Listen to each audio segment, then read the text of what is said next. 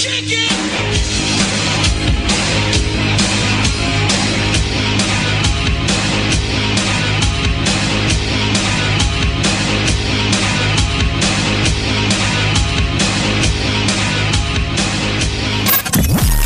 to light the match for the burning truth with Casey Hendrickson.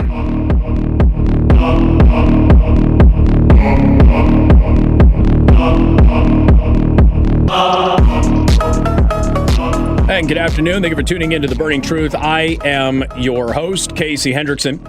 Do you want to thank R&B Car Company, locations in South Bend, Warsaw, and Fort Wayne? Live stream is back on Rumble. Wasn't feeling great yesterday. Took the live stream off to kind of rest in between segments. Go to rumble.com/Casey, the host. Evil, horrible man. Donald Trump is housing 275 Florida power linemen free of charge at his Doral, Miami resort ahead of Hurricane Milton, which will make landfall as a Category 4. Much to the chagrin of everybody in the climate alarmist media that it will not be a Category 18 and blow everybody in Florida away. But it's still going to dump as much as 18 inches of rain. Of course, the swells and the wind and everything else still going to cause a lot of damage. But evil guy Donald Trump. You think the news media is covering that Donald Trump is housing power linemen in his hotel for free? Of course not. Why would they do that? North Carolina election officials, not politicians, just the election officials. Okay, I mean, some politicians mixed in that. You know what I'm saying? You know, the people who have the power to actually do this sort of stuff. As part of its response to Hurricane Helene, the North Carolina State Board of Elections made more emergency changes to how elections will be administered in the 13 hardest hit counties in the western part of the state. So they passed a resolution on Monday, which expands the capabilities of voters who are affected by the storm to cast their ballot, as well as the ability for county boards of elections to process those ballots. Again, much to the chagrin of Democrats, who, from Politico to operatives and very prominent Democrats out there, just saying, hey, this is going to be bad for Donald Trump because the blue voters in Asheville, North Carolina, they're more high class. They know how to cast their ballot in the midst of a storm. Those darn people outside of Asheville, they're just, deplorables, and they won't know how to do that. The resolution allows for the 13 counties to amend certain voting norms and operations so long as they are passed by a bipartisan majority of the county board. Despite the fact that 25 counties and 3 tribal areas in the state were included in an emergency declaration, the election board is targeting 13 counties for the new emergency election provisions as infrastructure for elections, administration, and voters' accessibility to polling places and mail service has been severely disrupted in those areas. Improvements to election administration have been made over the last week, with the executive director, Karen Brinson Bell, noting that last week, 14 county offices in the area were unable to open, but now all of those offices are operational. So they're making strides. They said that they're going to allow everybody who was affected by the storm to cast a ballot if they want to. Time will tell. We will certainly know right around Election Day and right after Election Day if storm victims were allowed to cast their ballots or not. And my assumption is there's going to probably be several who go to the press and say that they were unable to do so. I hope that is not the case, but we will see. I think that we have to address this helicopter in the Hurricane Helene recovery supplies and all of that stuff. I don't know if you've seen the video of this thing. I know it went viral over the past couple of days. I haven't talked about it just because I didn't have any details, and I really do think it's possible for accidents to happen, mistakes to be made. You know, you have people, a lot of times, some of these people don't do this every single day. If this is an atypical order for them, if they're flying, it's always possible that they just go to the wrong place. So I'm going to start off with the story, and then I'm going to give you the updates, because I want to fill you in on everything, just in case you didn't know what actually happened, or maybe you've heard a little bit about it, but you don't know the details. So, video from North Carolina. Now, this was a disaster relief station, which was not operated by FEMA. This is not a government disaster relief station at all. This is, completely civilian. They posted a video of a Black Hawk helicopter with, really no markings that were real visible. And the thing went over the relief station. The helicopter's blade wash just starts throwing stuff around. I don't know if you've ever been underneath a helicopter. It has a blade wash, that downforce winds and just blows everything away. And they filmed all of it. Now, according to the report, the incident came only 40 minutes after the civilian site was allegedly slow-rolled by a pair of suspicious black SUV, according to people who were there. Or I should say more than one, a pair of suspicious black SUVs. So what they're saying is we had some black SUVs with lights coming up. They looked at the area. They left. About 40 minutes after that, we get a helicopter that comes in, blows all of our stuff away. All right. Now, this is obviously in the midst of the accusations against FEMA, confiscating goods and locking goods away or turning goods around because they weren't preferred vendors or anything like that. So here's the actual quote here from one of the posts. This afternoon, an unmarked military-style helo, it was a Black Hawk, flies into the local distribution area and rotor washes and destroys supplies in Burnsville, North Carolina. Now, according to the user, there should never have been a helicopter present. Quote, we had a meeting with all parties involved at this site and established it as a no-fly, no-drop zone hours before and had sent crews to resupply helos at other areas. This was not one of our helos. I wouldn't imagine it would be because it was a Black Hawk. They flew in, they hovered around for a bit, looking like they wanted to land despite our signals telling them no. The helicopter's next move apparently turned the volunteers' rally point into a scene of chaos. Then they dipped down and performed a rotor wash, which seemed deliberate, then flew off, destroying a lot of the staging area and harming the people directly below them in the staging area. All right, now, a lot of this, again, you're looking at a situation where people are not helicopter pilots.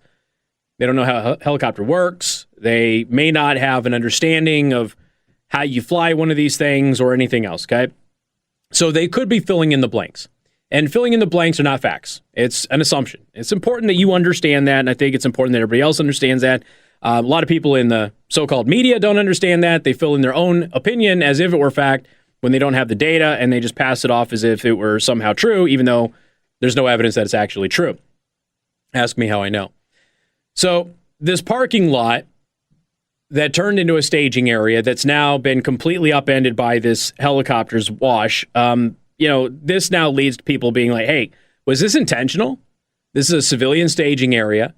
Was a government helicopter sent over there to intentionally disrupt their operations? Do these SUVs that we saw 40 minutes prior to the helicopter showing up, does that have anything to do with it? Those are all, interesting questions. All right. Now, again, at the time, we didn't really know what was going on. Was it an accident? Was it a mistake? Was it intentional? Was it not intentional? I don't know. So 40 minutes prior to this, two unmarked black SUVs running blue lights rolled in, circled around, and immediately left, one user said.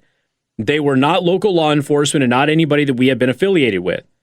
So this thing gets posted. I can't play it for you because everybody's cussing throughout the entire thing.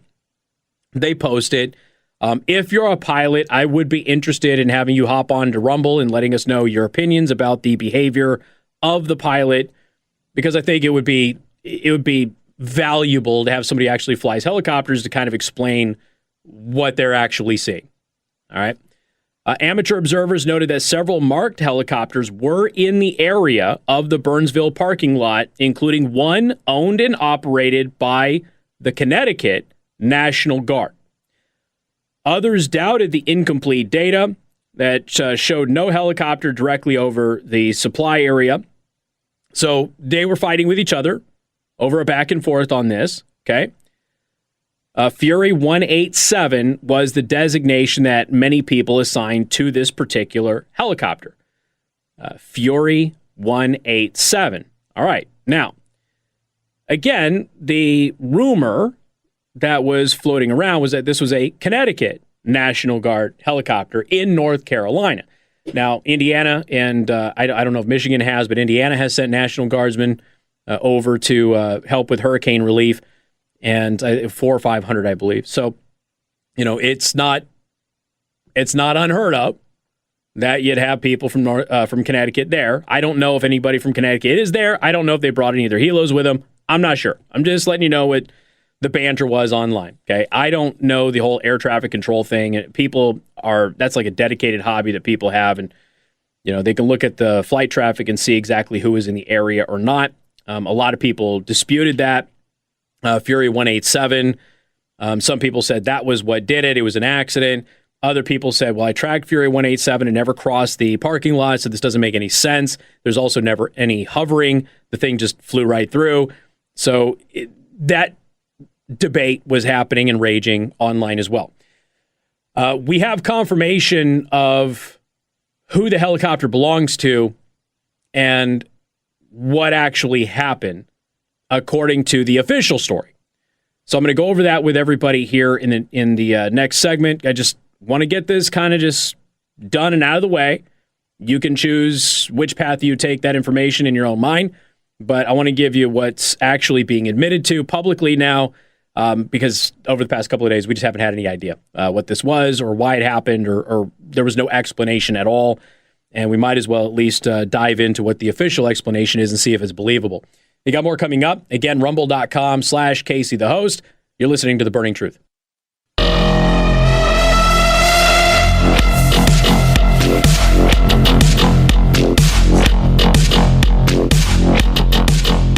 Well, the live chat on Rumble certainly has some thoughts about the helicopter pilot in North Carolina. What I can tell you is it's not a helicopter from the Connecticut National Guard, because we have a National Guard that has admitted that the helicopter is theirs. And they have admitted that there was a rotor wash over this relief area. And that would be the North Carolina National Guard. So they have actually confirmed all of this today. So if you go back and you look at the video, and I encourage you to look at the video, because the video is going to give you, I think, some context that will help you formulate your opinion, particularly if you're at all experienced with helicopters. This would probably be a real eye-opener for some people. Now, if you're not, you just hear people say that this helicopter went ahead and, threw around a bunch of our supplies, and, maybe it was accidental, maybe it was this, maybe it was that, or, whatever. If you see the video, though, I think you're going to get a clear glimpse of what appears to happen. So, Brian Trascher, Trascher,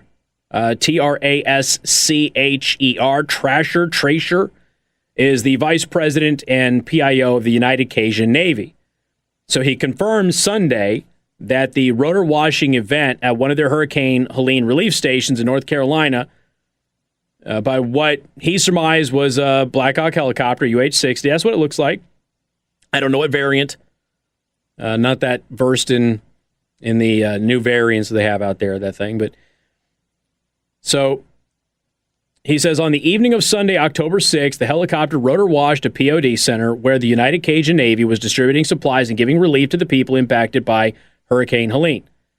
This area was a no-fly territory, so the appearance of a helicopter flying 500 feet from the ground was extremely frightening, as the UCN documented on its X page. Now, remember, they had designated it a no-fly area as well, so they weren't having any of their helicopters coming in and dropping off supplies or anything like that, okay? So to what extent there was a no-fly zone, I don't know. I don't know if that was a government thing or if that was just their thing. I don't know, folks. I don't have that answer for you, and I'm sorry. So he had more to say about who might be behind the incident. He stated that the organization was investigating. Well, the North Carolina National Guard has now admitted it was their helicopter. So they posted this on X. They said the North Carolina National Guard is aware of an incident involving an NCNG UH-60 Black Hawk helicopter during a delivery of generators at the request of a local civilian organization to power their distribution outpost in western North Carolina. Now, that's what they say.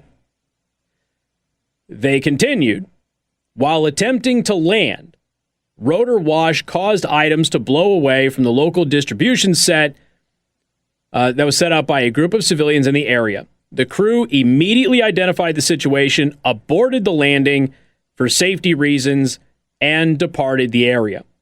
This incident is currently under investigation, and the crew has been grounded until the investigation is complete. The NCNG is working with the identified local civilian organization to assess the level of damage caused by the rotor wash.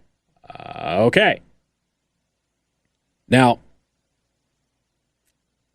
people are wondering, does that include reimbursing the United Cajun Navy for the supplies that were damaged and or destroyed? I don't know. Don't know the answer to that, folks. Okay? They then talk about safety being the number one priority, et cetera, et cetera, et cetera, et cetera. So here's what we know. And if you watch the video, I think that you will get a different perspective than you can get from listening to me talk about it. Is it possible that the pilot was just completely unaware of their surroundings? I guess. Is it likely? Probably not. I don't know. It seems when you're a helicopter, like, you are well aware of what's on the ground because it's super important. And you're well aware of what your blades do to things on the ground because, again, it's super important. I'm trying to make this as elementary as possible, okay? Without saying what I'm not saying, Morgan. It appears that they hovered for quite a bit trying to figure out where to land while being told not to land, being given the universal sign to not land, not having a designated landing area. They claim that they were delivering a generator requested by the civilian organization, but the civilian organization says that it was a no-fly zone and they were not accepting any flights, and it made that well aware to everybody else. So there appears to be a little bit of a gap in story here. Is it possible the pilot was just being a bit of a dunce? I'll let you decide that. Got more coming up. You're tuned in to The Burning Truth.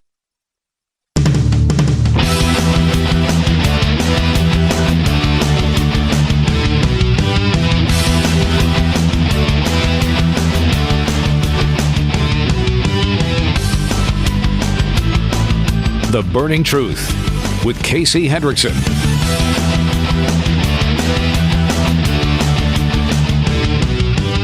All right, it's a legitimate question. People on the live stream on Rumble, rumble.com/Casey the host. Hit subscribe, hit the thumbs up button when you're there. And said, well, how has the United Cajun Navy responded to the North Carolina National Guard's version of events? Well, they have posted twice since they posted the video of the helicopter messing up their staging area.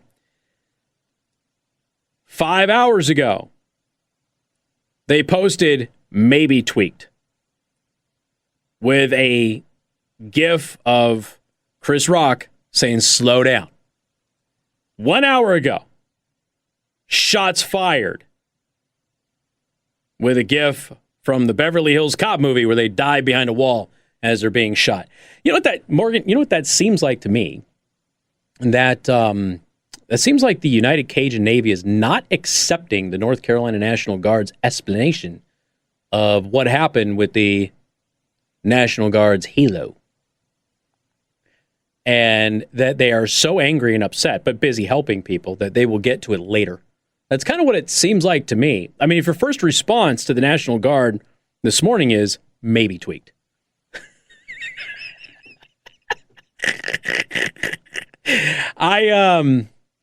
I think we need to pay attention to this one because I don't think that the United Cajun Navy is accepting the North Carolina National Guard's explanation. I don't think that they like what they were told. And I think that they're going to have one or two things to say about it. So I saw the video. The video was wild. And here's the thing, like, it's not one of those things like we came into land and there was like, oh snap, we're gonna mess a bunch of stuff up and peeled off. Like, there's a hover and a search and a descent and an immediate move that happens that isn't necessary. There's a lot of stuff that doesn't make sense. Now, do I have an explanation as to why the North Carolina National Guard might have a problem with this? Not necessarily. I don't. But here's the thing. The United Cajun Navy was, by the news media, they were called liars. And then the North Carolina National Guard just admitted that it happened. They offered their explanation, and the United Cajun Navy is not accepting it. At least that's what I'm inferring based on the 2 social media posts that they have made since the National Guard admitted that it happened. The post that they have, by the way, from yesterday is, y'all, we're trying really hard to stay out of the conspiracy space, but some people aren't making it easy. This actually happened to a distribution site that we supplied in Western North Carolina. Make it make sense, please. Because they were accused of making it up, not telling the truth about it. And news media, a lot of reporters, some in this state, got involved too. Fact-checking it. How can you fact-check something you have no data on, Morgan? That's the thing that blows my mind. If you're going to fact-check something, fact-check it with data. You don't have any data about this because nobody knew up until today what actually happened, including the United Cajun Navy. But the North Carolina National Guard has now admitted that it did happen. They admitted that it was their helicopter that did it. Not a United Nations black helicopter, okay? This is the North Carolina National Guard admitting, yeah, that was ours. Not a Connecticut National Guard helicopter. North Carolina. So it happened, and the United Cajun Navy is frankly owed a bunch of apologies from a lot of people, including members of the press. Now, can we get into that $750 again? The $750 that people are not getting from FEMA. It's bad enough that it would only be $750, but people are not getting the $750. I'm going to play for you a soundbite on the news. This is on Fox from a mayor of North Carolina. He's a mayor of an actual city, town, whatever, in North Carolina. And this is him talking about the $750 FEMA payment. Hey, if you write articles for the Indy Star, Mr. Doyle, you may want to pay attention. It's literally what is FEMA. So my daughter, whose house got completely wiped out, she has no flood insurance, meets with a FEMA person, applies for everything she doesn't get the $750 that Kamala says that she's supposed to get, gets approved for $300 for personal items. What is that going to do? That's literally what she got. Her entire first floor is wiped out. We hauled everything off. It's gone. So what is FEMA? And being a mayor, so they didn't even give her the full $750. They didn't even give her $750. Denied the $750. They gave her $300. They gave her $300. That won't even cover what's in the refrigerator. Now that's the mayor of a town in North Carolina talking about his daughter. So we still got the Starbucks app, point collecting, latte sipping boys over there at the Indy Star fact checking people down there. You should see the video today. I won't play it for you, but you should see the video today that Sarah Carter put up of not one but 2 sheriffs in North Carolina ripping FEMA and Kamala Harris to pieces. Oh, let me guess, Mr. Doyle over at the Indy Star, they're lying too. See, everybody's lying, except for FEMA. FEMA's the only one telling the truth, folks. Only FEMA. All right. Here we go again. Perhaps the most fitting image of the Biden-Harris administration's response to the destruction of Hurricane Helene and Vice President Kamala Harris's time in office is that staged photo of a pensive-looking VP sitting at a table on Air Force Two with what appears to be blank pages before her. The photo posted on Harris's official X account was manufactured to illustrate how the Democrat presidential nominee was springing into action days after the Category 4 hurricane pounded a wide swath of the Southeast. It was a CYA moment after the political climber, like part-time President Joe Biden, was caught flat-footed on the campaign trail. Harris's opponent, former President Donald Trump, like many others, rightly lambasted the phony photo op, calling it another fake and staged photo from someone who has no clue what she is doing. Now, while all of that is going on, and we've got over 200 people dead, Milton bearing down on Florida right now, Sarah Parkhurst, a Montgomery, Alabama resident who was born and raised in Marshall, North Carolina, one of the hardest hit communities in the Tar Heel state, is assisting private relief efforts for hurricane survivors. Parkhurst told me that she and her family were heading to her hometown early Saturday morning, traveling with a semi-truck filled with essentials from her church for the Appalachian people in need. Everything from diapers to dog food, she said. Now, this is in the Federalist.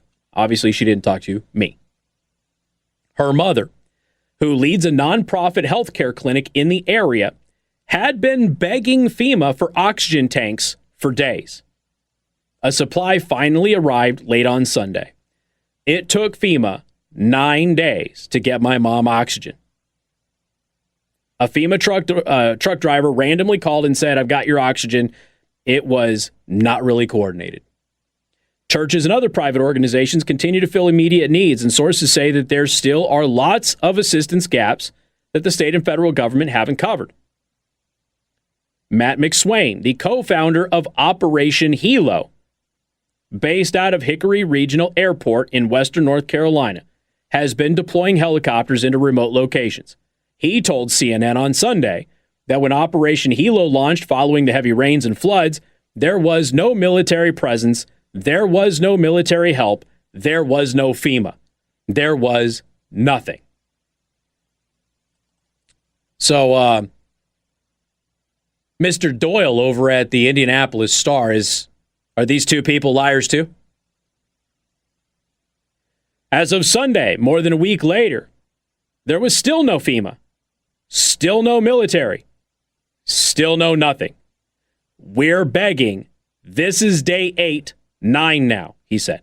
This is on CNN.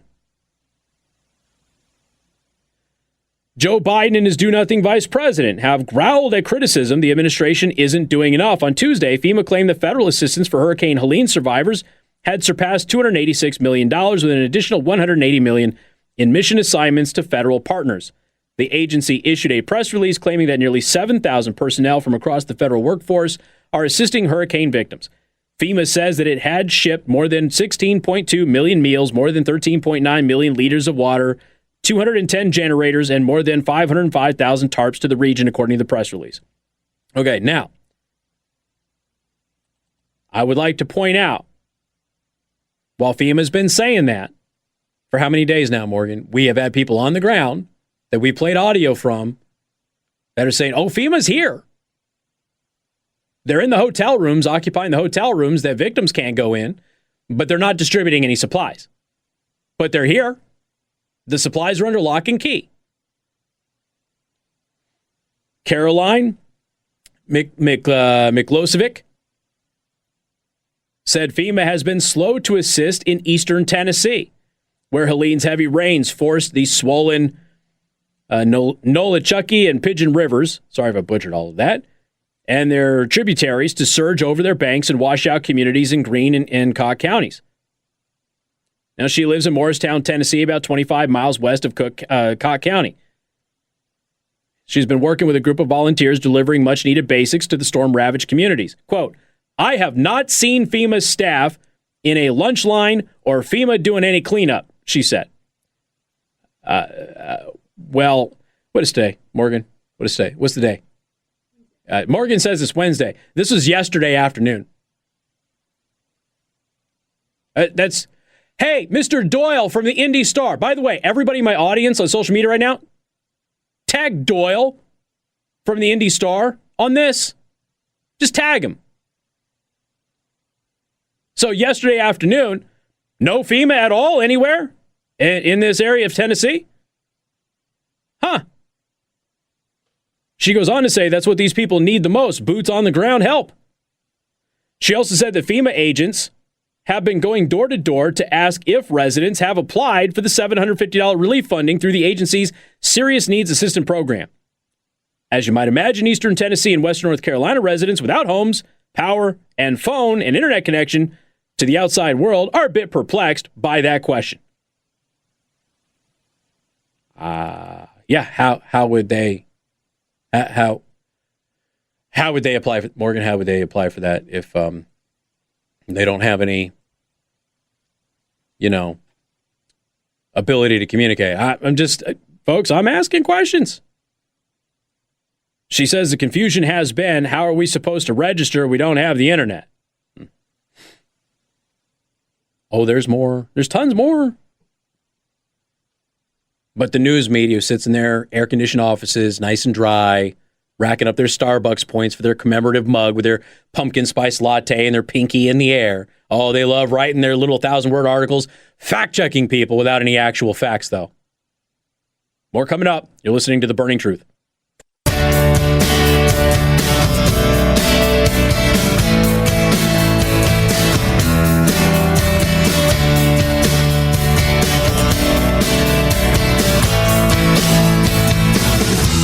I want to play some audio. Can I play some audio? It's almost sad that this is coming to an end because, Karine Jean-Pierre has been promoted to senior advisor to Joe Biden. Sorry, that's so funny. This is just Peter Doocy and Karine Jean-Pierre getting in a bit of a heated exchange about, FEMA, Hurricane Helene, money, what have you. Just enjoy this because we have very few of these moments left. To the impacted areas, but instead people want to do disinformation, misinformation, which is dangerous because then when folks on the ground hear that, they may not want to ask for the help that they need. That is there for them. That's our focus here. But President Biden is fond of saying, show me your budget and I will tell you what you value. If he's got money for people in Lebanon right now, without Congress having to come back, what does it say about his values? There's not enough money right now for His people values, in North Carolina who need it. That's not misinformation. Wait, no, that is your whole premise of the question is misinformation, sir. What you do? Yes, Which it's misinformation. Is there money to send to Lebanon right now? I just mentioned to you that we provided more than $200 million to folks who are impacted in the area, and I just shared with you that people are deciding not to. People are deciding not to. Not to wait. To Congress that there's not enough money to help people. We're talking about the SBA disaster loan. That's money for people in North Carolina. And that's important, and people in North Carolina need that. Wait, this is nothing new. Peter, this is nothing new.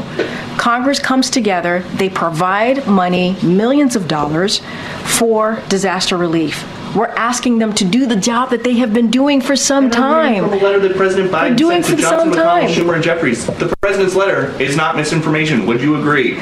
No, the way you're asking me the question is misinformation. There is money that we are allocating to the impacted areas, and there's money there to help people who truly need it. There are survivors who need the funding, and it's there. That you don't like misinformation. I actually said we have the money available to help survivors of Hurricane Helene and also Hurricane Milton. Now there's going to be a shortfall, right? Because we don't know how bad Hurricane Milton is going to be. And so we're going to need additional funding. That's exactly what I just asked about. And you said it was misinformation. Yes. What you're asking me is why Congress needs to come back and do their job. That's what you're asking me. Congress needs to come back and do their job and provide extra assistance, extra funding to disaster relief fund. That's what Congress needs to do, and we're going to continue to urge that. You may not want that, but that's okay. That's what this president wants, and that's what the vice president wants. Thanks, everybody. Yeah, Inspector General report says they got the money. We got more coming up. Podcasts by Federated Media.